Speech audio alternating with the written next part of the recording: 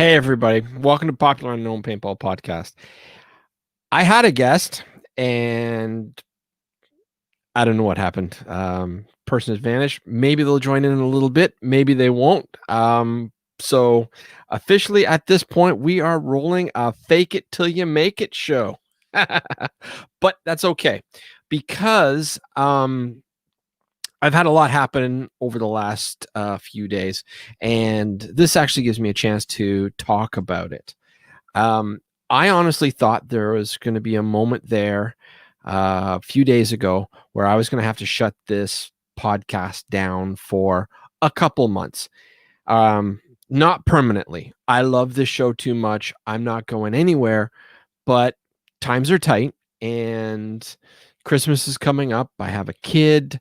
It's one of those things where you just got to take a good, strong look at where the money's going out and just to get through. So I posted that up and people rallied like huge. So I have to give it a few thank yous. First and foremost, I have to thank the people behind Immortal Air. Not Immortal Air specifically, because they're awesome. I mean, there's a reason why I have the tanks right there. There's a reason why I have their tanks and their stuff like that. But it was actually people behind the scenes of Immortal Air that said, Steve, we've got to have you keep going. We don't want you to stop. We love your show. And just had to throw it out there. So thank you so much for the behind the scenes people at Immortal Air. I can't mention your names. I promised I wouldn't, but such a great company, such great people behind it, such great supporters. So I have to give a shout out to that. I have to give a shout out to the members only paintball team down in the southern states. I want to say South Carolina. Please forgive me. You guys have too many states, and I'm a Canadian. I can't be expected to know your geography if you guys think we still live in igloos. You know what I mean? And ride mooses to work or meese or whatever it is. So anyway, but yeah, so thank you to those. And I have to give out, above all else, I have to give out a huge shout out to Fred Schultz specifically and his show, Mr. Fred and Friends. They have a show that I don't know if you guys know about it or not, but Fred is back in paintball. And he has started a company called Flagpole Productions, and he's going to be starting a couple other companies I'm a little privy to, but can't talk about just yet. But he's back in paintball. He's making things happen, and he contacted me and goes, Steve, we got to keep you on the air. So Fred has done a lot to keep me on as well. So make sure you check it out. Make sure you go on Facebook and look for Flagpole Productions. That is that is wait, Canadians don't live in igloos. Well, some do, but I personally don't.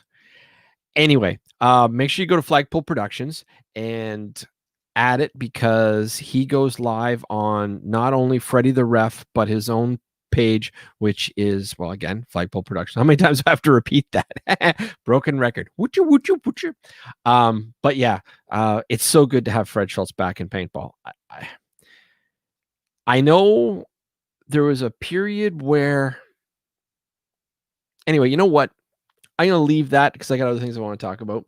But it's just really good to have Fred back in paintball, because paintball needs ambassadors like him. And I think that a lot of today's players have no idea how hard the previous generations, like in the 90s, worked to make it so that paintball could even survive. I mean, I know it sounds funny, but they worked really hard. And Fred Schultz is in the Paintball Hall of Fame for probably be one of the hardest working promoters. Promoters is probably the wrong word. Ambassador, maybe. Let's go with ambassador, but one of the hardest working ambassadors in paintball entirely. So thank you, Fred, for helping me and keeping me on the air. Thank you for all the talks that we've been having over the last little while, and I look forward to doing more stuff with you in the future. And if you guys like me, please know that I jump on Fred's show all the time. So you never know when I'm going to show up. And yes, Fred is a badass, 100%. So that's that. And then, what's that other big news again? Oh, yeah. This show is now, I have an official advertiser, and it is Vulcan Paintball. Like, I mean, don't get me wrong, Push has graciously donated goggles and some gear to me, and I love that. Thank you guys so much. I mean, for starting out. Oh, wait, when somebody said that focus shirt is the best paintball shirt ever. Yes, it is, and I wear it constantly. So, yeah, absolutely, Pat. I agree. But Vulcan has stepped up, and they are actually advertising on the show. And more than that, I mean, we're still in talks about exactly what it is and what it isn't going to be. But Gino and Josh, they believe in the show 100%, and so we're probably going to be looking at. I'll be getting exclusive. I'm so excited. This is all right. I'll be getting exclusive looks at new gear coming out, so I'll be able to review it. I'll be able to give you guys more content on new gear, things like that. So I'm excited about that. And with an actual advertisement on the show, that helps with my funds to keep this rolling. Because I don't know if you guys know this, but podcasts aren't that cheap. I mean, they're relatively inexpensive, but they aren't that cheap to keep going month after month, especially when you're unemployed. Like, I had a few jobs that I was supposed to have, and I've been given lots of offers, but ultimately it was just anyway, it's been a tough go with COVID and everything. So I am so excited to have Vulcan on supporting me and whatnot. All right, so what we see here, William Bailey, Mr. Bill Bailey. For those of you guys who don't know who Bill Bailey is, he has a paintball museum that travels, and it says, without people like Jessica Sparks, Russell Maynard, Bud Orr, Tom Kay, plus several others, paintball would have been outlawed in the 80s. Exactly correct, 100%. And yeah. All right, so Brownie Brown says, hey, so you know where I could get a max loader from? Personally, not yet. The ink I haven't signed any papers yet. Well, not that I'm actually going to be signing papers, but I don't know specifically, but I will bet you that I have friends and followers and listeners that can help you out a little bit. So yeah. We will find out. If you message me later, I can reach out and I can make a couple quick checks, and we can go from there. All right, what does Damien here have to say? Damien Fowler has to say, what up, guys? Joker from Gator Mail. I don't even know how to pronounce that, dude. But I'm glad you're listening. Glad to have you here. So yeah. So this is a fake it or make it show. Hold on a second. I got a message here from Fred, and it says, are you on? Yes, sir, I am. Yeah, so if you can't see me, I'm just sort of bouncing around a little bit here. Okay, at least I think I'm live. Well, I have to be live because you guys are talking to me. All right. So, hey, I wonder if there's anybody out there that actually wants to jump on. Hey, Zach Streetley, what up? So, Zach, your boy didn't click on the link, so he's not here. So I'm all alone. So, Zach, but it's all good because I get to talk, and heaven knows I like to talk a lot. And it says, okay, Al, the paintball bus in Chicago gonna get us in trouble soon. I don't know what that means, but all right. So let me see. I thanked all the people. Oh, hey, I have my guest. Woohoo! Hey, Peng, how you doing? Hey, my wife was teaching me how to use it. I suck at using the internet. You had me worried, dude.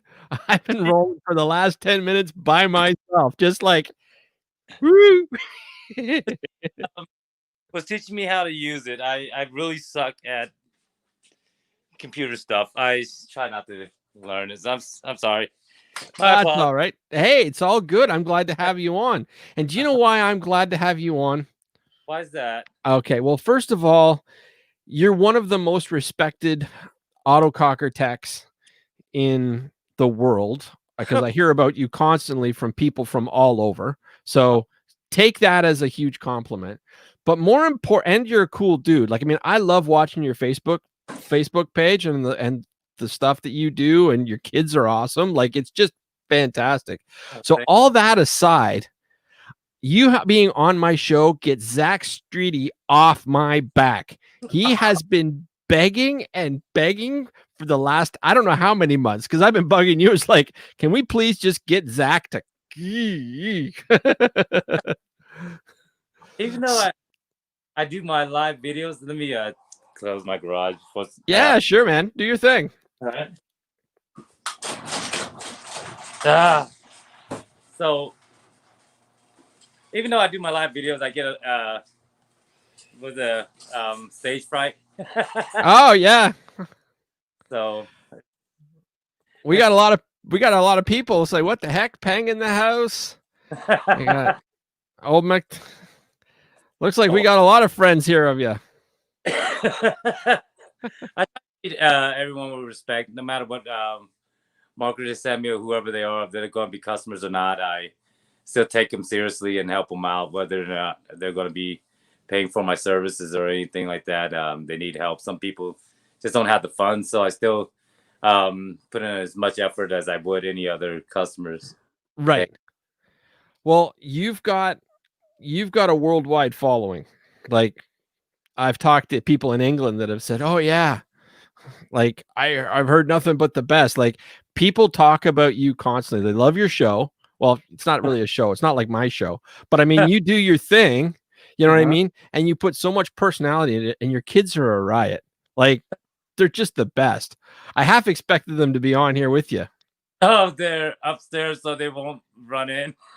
Well, you know what? If they want to run in, they are welcome to, if you want to show them off or not. But it is entirely up to you. Oh, and we got Kevin said Penning's great people. And William Bailey says stand up man right there. So I'm just cheek to cheek right now. right? I wasn't so sunburned you're seeing red. I've been feeling that way all for the last few days because I don't know if you were watching what was going on my group or whatnot, but I honestly thought I was gonna have to shut the podcast down for a little bit. Just because I've been unemployed for almost a year now, because my GM factory closed when everything shut down, like late last year, right? And then COVID hit. So finding a local job here is not easy just because so many people are out of work in this one little pocket, right? So I thought I was going to have to shut it down. So I told everybody, I might have to go away for a couple months because, I mean, the software and everything, it takes monthly payment. And I thought I was just going to have to shut down internet and everything. And the whole community rallied around me and they just said, no, Steve, we want you on. We want to keep you on, whatnot.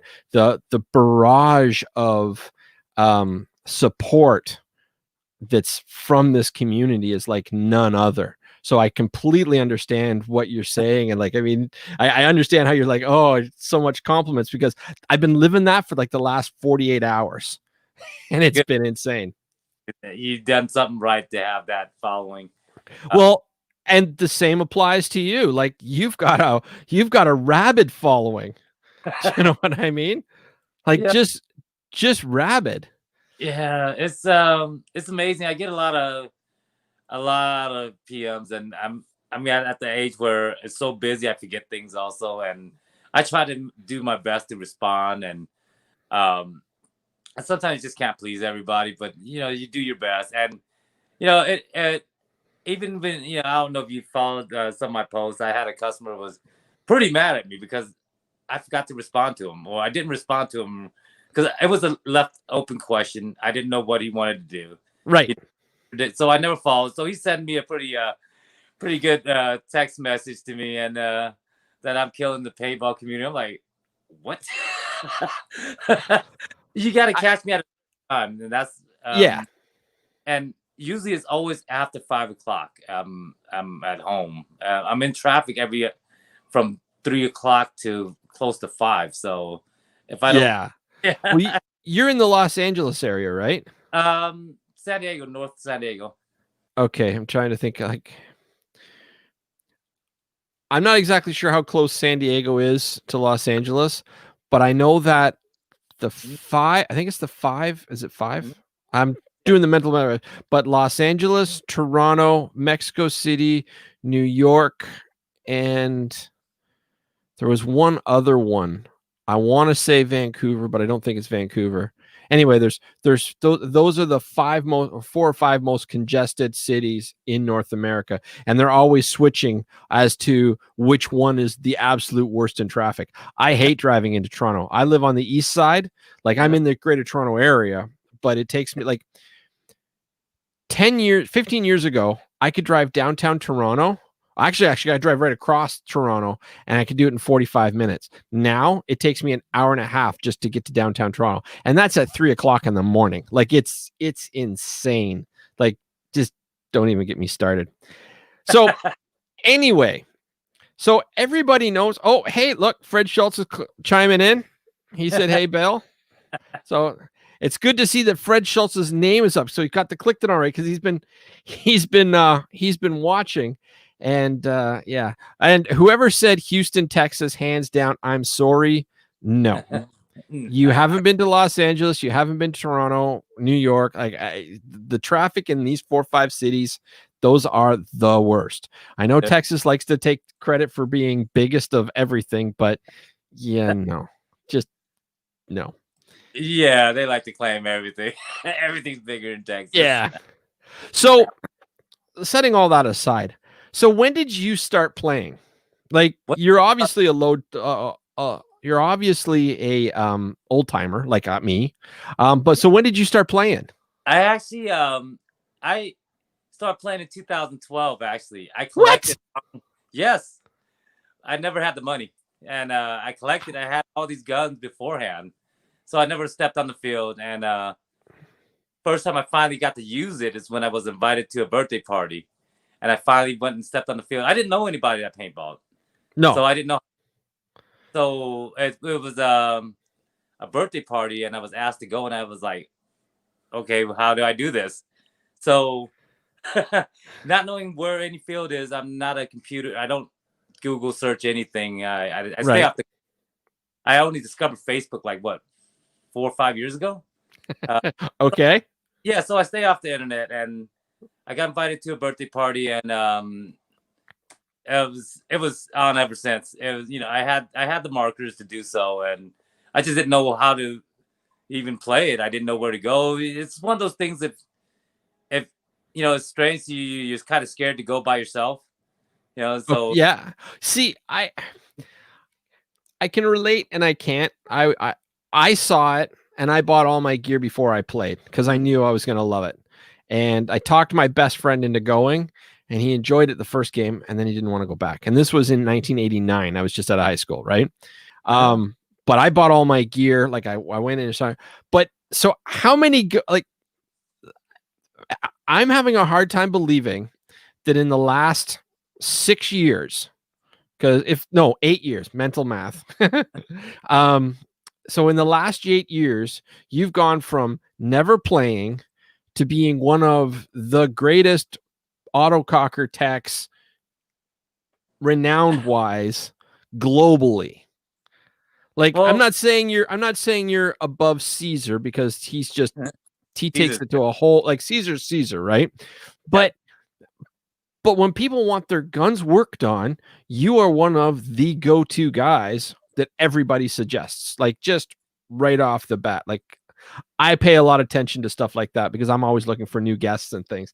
Plus, I know who you are because of Zach, because he's like, get bang on, get bang on.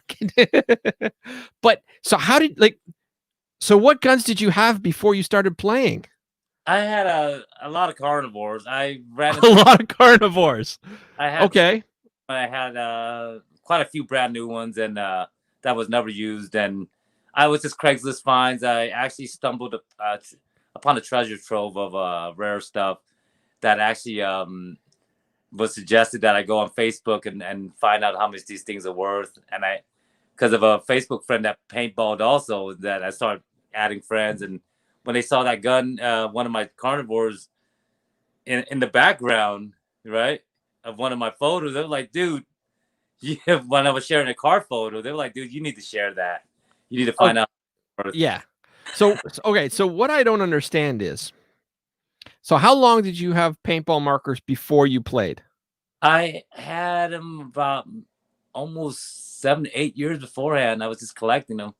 So if you weren't a player, what made you want to collect paintball guns? Was it like, were you playing like Greg Hastings or something, or? No, I always I had back in, I say, I think it was mid 90s, no, early 90s. Seen a few magazines. I was always interested in it. I was raised in the ghetto, so Okay. yeah, you don't have the money for it. So in the early 2000s, I was watching it on ESPN. I was watching it. I just wanted to buy one, and I walked into a paintball store. It was just too expensive for me. I was working at a gas station in early 2000, so and I found some stuff on Craigslist here and there. I just started buying them. I'm one of them random buyers.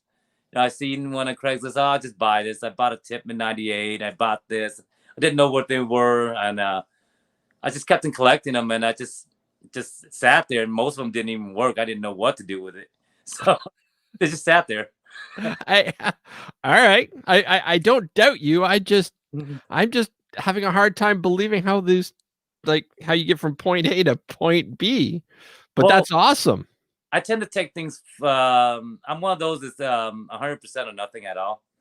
Either I like you or I don't. It's not hard to tell. So Well, I I'll get take that as a compliment for being on the show then. well. I'm not saying. You're not Well, flipping me the bird yet, so we're good. no, I'm very blunt. Anybody that knows me, I'm very blunt. But I I wanted to do it, just didn't know how. I just didn't know where Right. anything. Um, just didn't know. Really wasn't into the internet. It's just kind of old school like that. I kind of swayed away from smartphones until I met my wife here. It's the first time I ever owned a smartphone. um, so she got showed me the Facebooks and stuff like that, and I just sat around with all these toys, just collecting dust. I was shooting in the front yard here and there. Went to the local paintball store, got air from there. That's the only place I knew where to get air. But Right. no one knew I had all this stuff, and just going on one of those pages, I guess that's where it blew up after that. Yeah, I I guess. So where did you learn how to time repair an autococker? Like, were you just watching YouTube shows and I was whatnot?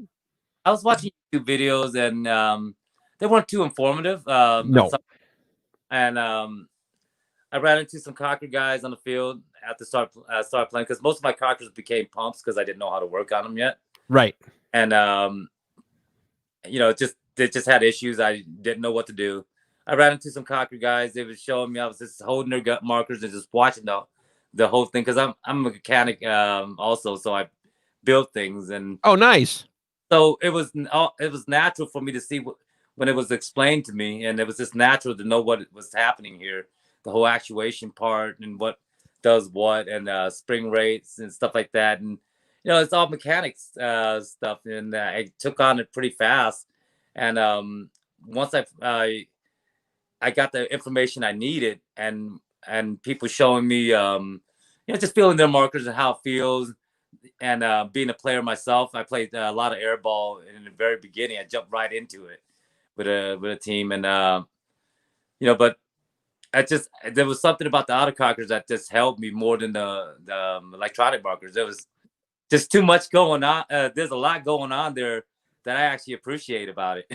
And there's that sound and feel that Yeah, yeah, like there's just something about when you pull the trigger, it's working. And yes. there's no other way to describe that. There is no other way. It's just I jump on a speedball field, airball field with them, and people, was like, "What the hell is that?" The younger players, and I practice with them a lot, and if I can mow people down with an autococker, you know, a mechanical marker on a speedball field, them shooting at 12.5. at the time, and I can still get the kills and still make the moves. It actually helped me a lot by practicing with them and playing the air ball. So the autocockers, just I don't know what it is about them. It's just majestic. Not one. Well, majority of them, not unless they're factory produced, but almost everybody that builds autococker, you never see another one like No. the parts, the anodize. It was just a whole lot of stuff going on, a whole lot of tricking it out, and because I built race cars and show cars back then, Oh, nice. so and I know what the competition is, and not only do I play with them, I'm competing in on how I build it. If I can build the smoothest, the fastest. So every gun I work on is it has to have that feel, or else it's not going out. Right. Yeah. So, My favorite paintball gun that I own, I bought new, and it was a 97 autococker. mhm. And the only thing left stock on it is the back block. Everything else has been upgraded or polished or Uh-huh. drilled or right down to like all the stock screws are even gone. They were all replaced with stainless steel screws and like just everything's changed. But it still looks like an old 97 cocker because I took care of it. Mhm. The grips are my dad actually made the grips, which is probably my absolute favorite thing about this. And maybe this is something you might want to consider. Um, my dad was a white collar worker, but he grew up in a very poor family. And so when my mom and dad got married, they bought an old house and they were so poor.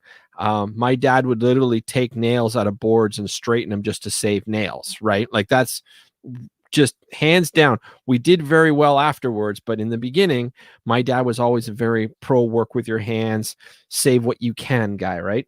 Uh-huh. And one day he was driving, I forget where, and he came across a chest of drawers and he pulled over and looked at it. And apparently the whole thing was teak, like teak wood. And so he broke the thing up because he couldn't fit it in the car. And he brought this whole thing home. And so he brought this whole chest of drawers because he goes, that is really expensive wood, blah, blah, blah. And so when I got into paintball and I got this 97 autococker, I said, well, I want to buy grips. And he goes, why would you buy grips when you can make them? Mhm. And I said, I just wanted to get some wood grips. He goes, I'm making you grips. And he broke out this old teak that he'd been holding forever.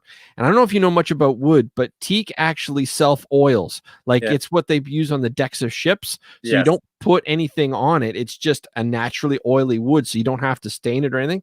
So he literally made it. We sat down for hours and we talked about what I wanted. So the right grip is actually very wide and rounded, and Yes. the left grip is very, very flat, so that when I hold on to it and I'm using my middle finger, because it's still a single trigger benchmark frame, Uh-huh. when I hold on to it, it's easier for me to fan the trigger with my middle finger because of the way I can grab it. I can still switch hands, but when I want to rapid shoot, this thing just sings, Uh-huh. right? And he actually signed his initials on the inside of these teak grips. Uh-huh. And my dad passed away in 99, but it's still really cool because I spent hours with him and we were just polishing and shaving and whatnot. So you might want to keep your eyes open for some old teak But if you can find it somewhere, because I'll tell you the grips are they're like second to none. uh-huh. So highly recommend it because that's probably the one thing you don't make. Oh yes, exactly. That's the one thing about autococker is the personalization of it. Um, it's you build one and everybody knows it's yours. Yes. It's not like one of these other newer markers nowadays, and everybody's got the same thing going. I step on the field and another guy with another autococker, and you won't. It's like you've seen a new autococker because he built it his way, and you feel it, you see what he's done to it, and you know it's amazing. You can sit there and talk for hours because the hours you put in your life into one. And there's people who've taken years. I've taken a couple years to build a few of them. Just personalization and finding the right parts, and I've changed out parts left and right. And but once you get it to where you exactly want it, it's never leaving your hands. It's just staying there. Yeah. Like I have lent out mine. I call it Blackie. I've lent out Blackie for people to use occasionally, Uh-huh. but I've literally been offered blank checks by some very famous people because they liked how the trigger was set up and they wanted to reverse engineer it. Uh-huh. The trigger, by the way, was done by Boston Paintball back in Mm. 1998, right before the first Skyball. And they literally made the trigger plate from scratch. They didn't just bring one out; they actually built one because back then they would make plates and sears specifically for what your grip was and stuff. But those days are long gone. Anyway, um, yeah, I paid $400 US to have trigger and sear made for this thing. It's just insane. $400. Wow. Yeah, and that was back then. Like, uh, yeah, I was stupid, It's but it was worth it. funny that you say that. Some of my customers that shoot sliders, that's what I actually pay attention to a lot. They they love the work I do on it. I don't charge much more, but I sit there and I polish it. I have a polisher. And I sit there and I feel it once I put together. Just just playing with it, just respringing it, and I think that's a lost art, and I kind of still provide it, even but it's for the same exact price that I charge for a regular rebuild. If they have a slider, it's going under the polisher to Yeah. get that feel. I remember uh, just talking to a paintball shop. I walked in. This is when I realized I couldn't afford it. Just just listening to the guys that they were charging, I think, $120 for a polishing job for a trigger job. I'm Hmm. just sitting window shopping. I can't afford it. I'm just watching and just listening, and I remember that, and it was all about the feel. And so when I finally got started to learn how to build these things, I just knew the feel wasn't good, the grittiness and stuff like that. And I'm a gun lover, so I know how a trigger's supposed to feel. So I put in that extra work into the market, whether they ask for it or not. I think that's where the sales part come down, the popularity, the recognition. Could be. So somebody's asked what your opinion is on a roller. Oh, they make a big world of difference, but a well polished sear also, mirror sear will work just as well. So it's all in the budget. You can still build a very nice cocker, a very well shooting cocker with polishing up the stock parts. Yeah. My 97's all polished. It doesn't have a roller in it. And I have to be honest, I think that when you polish it, the trigger has a little more of a snap to it. Yes. Like it's just a little bit of a snap, and Uh-huh. it's more like a regular firearm trigger because you Yes. can feel where it releases and lets go. And That. I think that's key. Like for my personal way I play, just Uh-huh. because I'm used to it, but I think it's key because once you know where that feel is, you Uh-huh. know they can say, okay, it's gone click. Now let it go. Do you know what I mean? Like you have Yes, that's that the. feedback when you're playing, Mhm. because that's one of the big things that people that are against autocockers, they don't like autocockers because they don't actually know how to pull the trigger, They actually don't. because they don't realize it's a 3-step trigger. Like Mhm. it's not just pull and release. There's cock the gun, Uh-huh. release the sear, and then you got to release it to, like you're not just pulling a trigger, Yeah. you are actually pumping the paintball gun as you shoot. Yes. You have to have that motion where you have that actual release and where you pull it at to fully actuate right there. You're not fully letting go, and that's when you get to know that exact marker you built. You know Yeah. how, and another person will pick it up and just short pull it up. you know, I think every autococker has its own soul, and it's the soul of the person who built it. It's just I've bought other people's autocockers and thinking I was gonna love it, and I just end up going Well, you know what I found with autocockers, it's how you time it. hmm Um and I don't think most people get it, but you're going to get this, is that there's two extremes when you time an autococker, assuming it's timed properly. There is loose and there's snappy. Snappy. Yes. Now, with the loose ones, usually there's a little more play in the average trigger compared to what I'm used to. But a loose one means that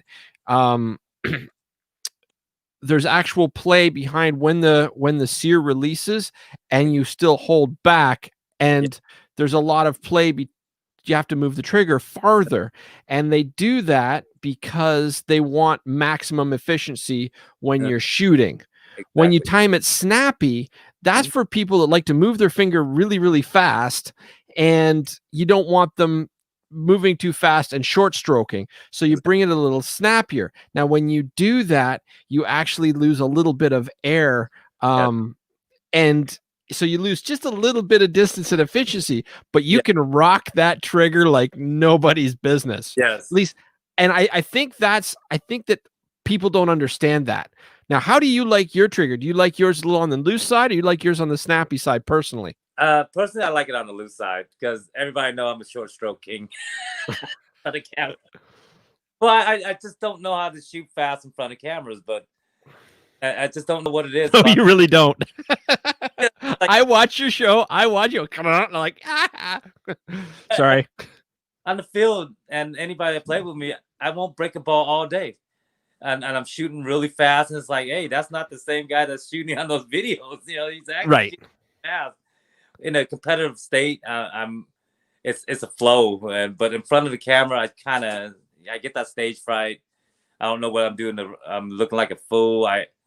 But I like to share these videos and information so more people learn how to work on their own markers. I'm repairing markers and teaching people at the same time, which I think will help grow the mechanical side also, and also get more people into the autocockers and different mechs and stuff like that. And that's why I do it. I'm not getting any extra money, but I do it just out of sheer how many people that have problems and issues on the field. I've helped a lot of them, and just sharing those informations and helping people out and to rebuild the stuff, even though you're not getting a penny out of it, it's fine. You just want people to enjoy what they have and not have that other guy go, you should have just sold that damn thing a long time ago and bought a $1,400 marker. No. Well, that's how I used to make some I used to make some of my money back in the day, was because I would travel and whatnot. People would have these autocockers and they'd be like, piece of crap. And I'm like, I'll buy it. And they'd sell it to me not working, and I'd be like, okay, well, this is better than what I have, and this is better than what I have. So let's slap some old parts back in, put it together, get it working. And I'll sell it for more than what I paid for it. And I got all these free parts. And then I just kept stacking the cash. And so as I traveled, I'd be like, I'll buy that, I'll buy that, I'll buy that. And I'd just be forking it out. And then I'd come back and I'd be like, all right, who wants gear? And everybody like, woo, Steve's on the field. And I would just start selling stuff out. And I wasn't making huge amounts of money, but that's how I was able to afford all my high-end gears, because I was just buying and selling it. That's exactly what I was doing in the very beginning. I didn't know autocockers went out of trend. From the last time I seen them on TV, and from the last time I seen them on the magazine, I thought they were still in. So I kept on buying them up. I'm like, oh, this is cheap. And I found them on Craigslist and stuff like that. And I just pick them up, and I think it was 2013 or 14 when they started taking this rise. And I happened to pop up in Facebook around that time. So paying $60 for a carnivore became a $900 carnivore. And I was very fortunate. I didn't know that they were out of style. People, they weren't sought after anymore. And I bought it at that low time. I didn't know that. It's not like I knew it was going to happen. But when I popped up on Facebook with these things, it actually, I had such a big collection. It helped pay for my move up north. It helped pay for the down payment. That's how many markers I had. And then actually, during my layoff for about 3 months, I actually sold quite a few markers to pay rent. So, and I was only 2 markers that paid rent for that month. So it was a great investment, not knowing that it was an investment. And I, granted, I didn't want to sell them, but you have to do what you have to do. Yeah, you definitely have to do it. Like, I didn't want to shut down the podcast. Luckily, I didn't have to, but I was just sort of like, do I podcast or do I eat? Yes, you got to, and that's the thing, was keeping a roof over my family's head. And I I think it's a blessing to fall upon it. It actually, I think the bigger part of my collection came from a garage sale. Oh yeah, I ran into someone that worked for Bud Orr a long time ago, and used to babysit. She told me she used to babysit Jeff Orr's kids, and I had Jeff Orr's marker. And yeah, I was buying a paintball mask. I still have it, my purple one. She had it up for $25, and I called her up. She said it's already sold. I was like, how about I just give you $60 for almost cost of brand new? She's like, well, you come and get it right now, then, or else I'm selling to the other guy when tomorrow, right? yeah. And that's when I walked in there, turned around. She worked for JT also. Right. JT, right? So on the floor of her garage, there was a couple of boxes of brand new carnivores sitting on the ground collecting dust. and I didn't, I picked them. Basically, I picked them all up. I bought everything, and it was just a blessing that I had these things. And I bought them because that's what I wanted. But they were $1,400 when I saw them. Right.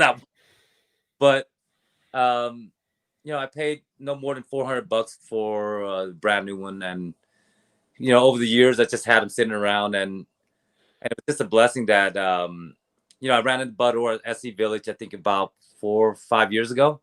Had him sign a few things. Finally got to meet the guy, but he looked a lot different from what I remembered. He is a lot different now. He's such a great guy. He was a little bit more rounder from what I saw in him. Yeah. So but he sleeps only like 5-6 hours a day now, and he works out constantly. Like, I mean, he goes to the gym and he's pressing, and like that dude is a machine. Oh yes. I have not, like, I can't say enough nice things about him. Like, I met him at Skyball. I didn't know him that, like, I shouldn't lie, I don't know him at all. I met him, and that's the grand extent. But over the last year or so, I've really got to know him with the podcast and with the Ali Remembered Foundation, which he is on the board of directors for, by the way. Like, I talk to him on a fairly regular basis now, and I cannot say enough nice things. But that dude does not, he's supposedly retired, but he did. I think he does more now than he did when he was working full time. I really do. He travels just as much. Like, if you want to talk to him, you literally have to nail his feet to the floor. Yes. His stories are great. He loves sharing information. He does. I think half the day went to sitting there talking to him. I didn't play one game for like at least 2-3 hours. Just talking to the guy, learning a lot of history on the autocockers and stuff like that. It was just, I was very fascinated. Finally got to meet the guy who made these things, and some of the Facebook friends that invited me to SC Village, because I didn't even know that existed. That was actually my first time there. And they were like, that's Bud Orr. And I was like, I got to meet him. And, ever since then, it was meeting other autococker guys that was around that community. I guess it was a pump versus mech game. Right. And I got to meet people around there that had working autocockers, that I got to see how it worked, because I had a bunch of them that didn't work. and they worked, but they didn't work too well. And I finally started dissecting things and watching these videos, talking to them, absorbing every information and bit of information I got. And just went to town on it, just practicing, ruining. I ruined a lot of guns of my own. And there's marred up rags, there's chewed up rams. There's a box of it, just a reminder of where I started at. And, I believe you. I've got I've got 7 boxes of parts of old autococker parts. Like, I'm not inviting you over for 2 reasons. A, we're on the other side of the continent, and B, Yeah, we're in separate countries. But if you were to see the boxes of vintage stuff that I'd have, you'd be like, some of yeah, it is not the worst, is a little less worse for wear, but some of it is just primo still in boxes. Because I yeah. bought out a guy that was working on autocockers. I bought out his whole inventory. So I've got like just tons of stuff sitting in there. But Yes, I got boxes also on. You won't believe how many autocrockers I've owned. I I'd think I believe got, it. I think I gotten up to about just my own little personal collection before I started selling. I think about almost 200 autocockers, and they were in parts. No. They were what how is I like to put it? Various states of repair. That's the Yes, way I like to that's why I refer to them. I have these guns in various states of repair. they will And shoot again one day. pardon? They will shoot again one day, just not today. And maybe not for us, but eventually, someday. Yes, but I still won't get rid of them. I have bodies after bodies stacked up, and one day I'll put them back together, and hopefully I find all the exact parts somewhere in this garage. So, what is your favorite body style? My favorite body style is the carnivore. Actually, Really? that's my favorite, and I go ahead. that's actually what made me want to buy more and more. There's something about that body. I don't know what it is. Maybe it's an Asian thing. Dragons. Could be. That's the only one that I don't really like. Really? Yeah, my as far as I'm concerned, my absolute favorite is the Oracle. I just love how it sweeped, and but it still maintained that classic autococker look. But Yeah. it it was in my opinion, and I mean to each his own. I'm not saying the autococker isn't or the carnivore isn't a beautiful gun because it is. But for me, that the Oracle, that is when it was at its best. Like, Well, they share almost the same sweep. If you yeah, look at, but it's got the ridges. yeah, And you don't have the same kind of a back block with the beaver tail, or you know what I mean? Like it just doesn't, I don't know. And then I don't like how the angles came into the gun. Do you know what I mean? Like, so to bring it in tighter. uh, Yeah, it's just not me. Now, if outside of war game products, what's your favorite body? my favorite body outside of war game product would be, I think I still have. I don't know why I sold it. It was a '98 Evolution. I like Okay. that. Yeah, I like P block guns, and I had one, and I sold it for like I think $100 on Craigslist. Didn't even know what I had. it Oops.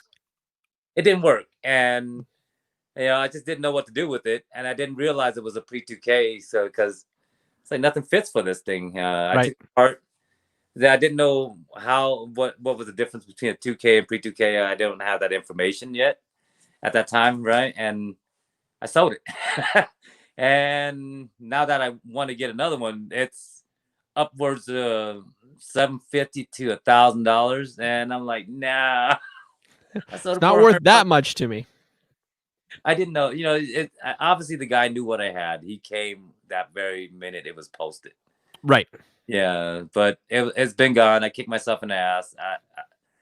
That's about it.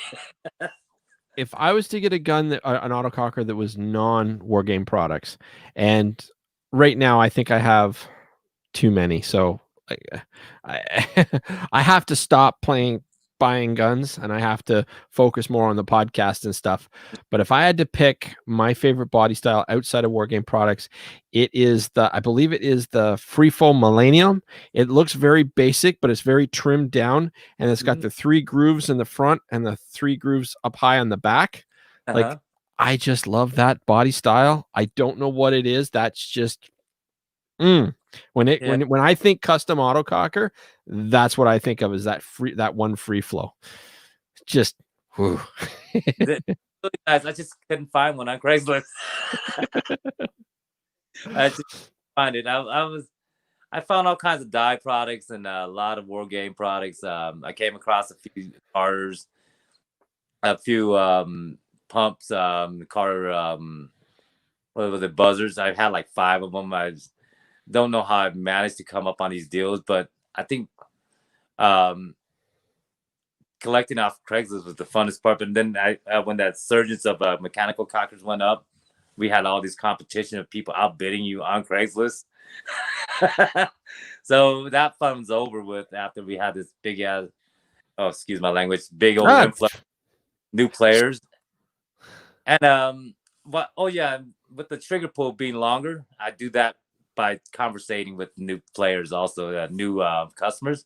If they never owned an autococker, I won't time theirs that short, because once they start chopping balls, there's something wrong with this marker. I've already had that issue.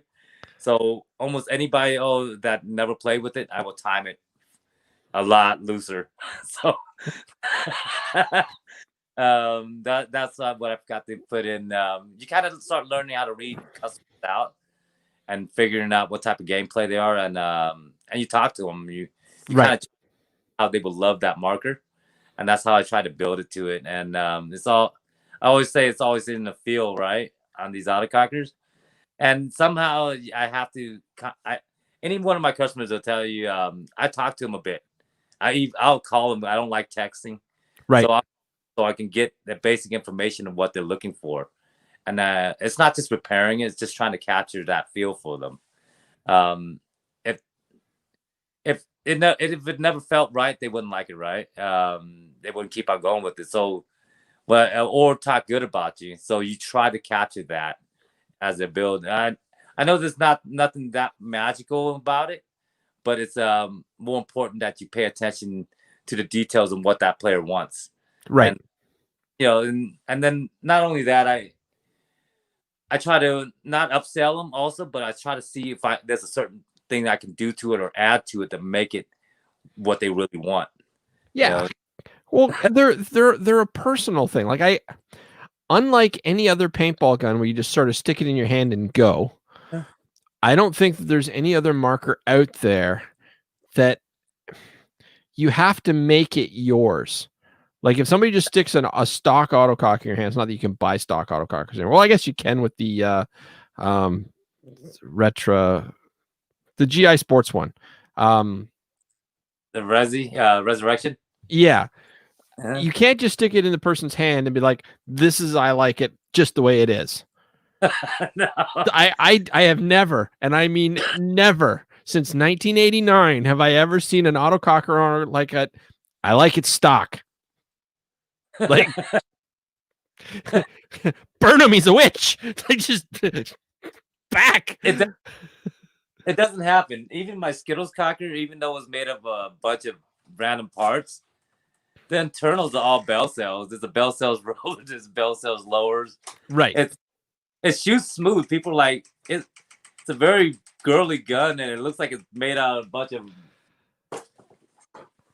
parts in the parts bin. See, I love that gun. I love that gun so much. It was made. I had a few parts. Oh, 1 o'clock in the morning. I had a body and I had a front block, and it just came together. And but it's got its own soul. Yeah, yeah. Gun, it's got it's everywhere I go. Everybody questions me about that ugly thing. Yeah, but you see, it's not ugly. Yeah, that thing is so not ugly. That's one of the greatest autocockers I've ever seen in my life, hands down.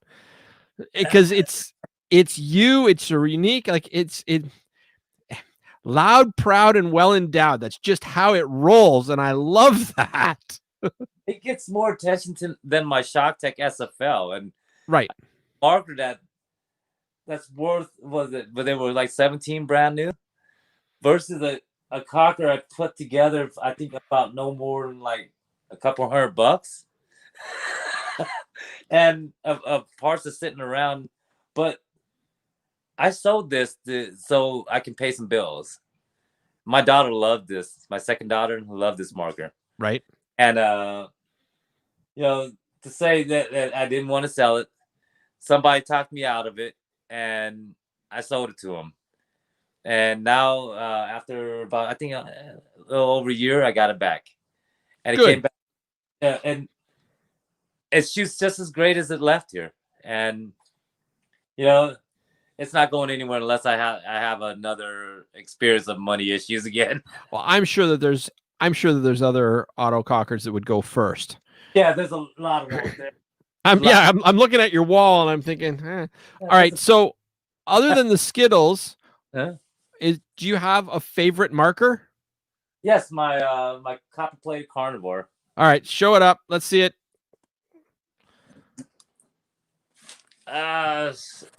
So I don't know if you can see that in light. I played it myself.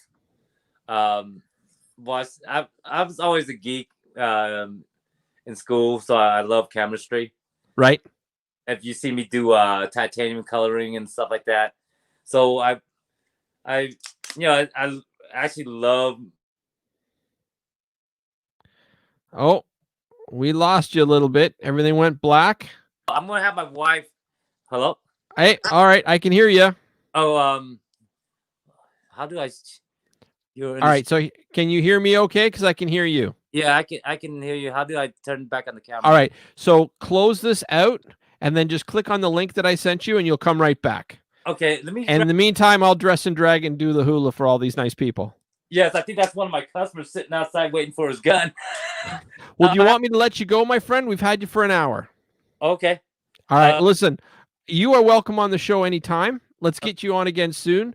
Thank you so much for coming back or coming on the show, because it got Zach off my back. No, thank you for having me. I was I tried to avoid you for a long time because it was kind of scary. Well, did you have a good time? Yes, I did. Awesome. So then you're coming back on, right? Yes, I will. Awesome. All right. It was great having you on. I'll let you deal with your customer, and we'll talk again soon, I'm sure. All righty. You take care. Good night. Thank you. Bye. Everybody. So that was my show. It ended a little on the quick side, but that being said, I still think it was a fun show, and I am so glad to have him on. If you guys aren't watching him, make sure you add him on Facebook. He goes live on a semi-regular basis for some. He just has so much fun with the autocockers and the other various paintball guns, and he is a great guy to follow. So definitely, if you get the chance, go on his Facebook, and if you have a gun that needs work, he's definitely somebody that you want to talk to, because he's just amazing. So I'm glad he was able to come on. I'm sorry we got to end it kind of abruptly, but it is what it is. And yeah, so I guess that's our show for tonight, unless there's anything that anybody wants to jump in on the comments and say or ask while we're at it. But in the meantime, I'll just give a little pause, give people a chance. Tubba Rock says that was dope. Not expecting Peg to come on. He's cool AF. Of course he is. That's all I have on there. People that are passionate about this sport. That's who I have on this show. So yeah. And Sean says, great to see you back. Well, I never really left. I've just been having hiccups. So it is what it is. And we've got Zach said rolling with the Penguins on his YouTube channel. Yeah. And hey, Gary, good to see you. Gary, by the way, has well, you have to forgive me. It's getting late and my brain's a little scrambled. Gary is an old time ref, and he's out New York way. I think it's New Jersey, actually. And he has a paintball news Facebook. Oh, it's escaping me. Jerry, you're watching. Type it in. I'll put it up. But he is doing a paintball news media thing, and he goes to a lot of big games. He travels all over the east to Midwest of the United States playing. I believe he was a member of the Wild Geese back in the day and still kicks a whole lot of ass now. So, yeah. Anyway, so that's my show for tonight. Again, I want to thank everybody that reached out over the last few days when I thought the show might be going off the air for a little bit. Paintball Press. Thank you guys. He's popped in. It's the Paintball Press. And definitely follow him on Facebook. He puts up some pretty great stuff, and he takes a lot of really good pictures in it from his travels. So thank you for joining in, Gary. But yeah, I really got to thank the people that really jumped in over the last little while, and especially the people from Immortal Air. And I have to give a shout out to Fred Schultz yet again, because that dude's just amazing. So make sure you go watch his show, Mr. Fred and Friends, on Tuesday nights on either Freddie the Ref or Flagpole Productions, which is Fred Schultz's. I am so glad Fred Schultz is back in paintball. I can't even begin to tell you how glad I am that he's back in paintball. And let's see, what else was it? Oh yeah, and thank you, Vulcan, for coming on. I haven't had a chance to set up the screen to do stuff like this, but it's in the works. And when I say screen, I mean, like, this was what I did for the I'll Remember Foundation before. This was sort of my demo, and so I got to get this all changed up, update all my sponsors and whatnot. And I shouldn't say all my sponsors. There's not a whole lot, but there's a lot of people that I like and I really want to see improve, like Airgun Designs and Immortal Air. I mean, Immortal Air is anyway, regardless. Moving on. So I have to thank Vulcan again for jumping in, and Push Goggles as always, because you guys just make the best noses that'll fit my nose. So I love that mask. But yeah, so that was a good show. I'm starting to ramble. You guys probably think I'm just like, that's it, click out, time to tune out. So I think I'm going to do the same. Thank you all so much for watching. I appreciate you all. And yeah, let's do this again next week, shall we? Anyway, play with passion, everybody, and keep your paint dry. Have a good night.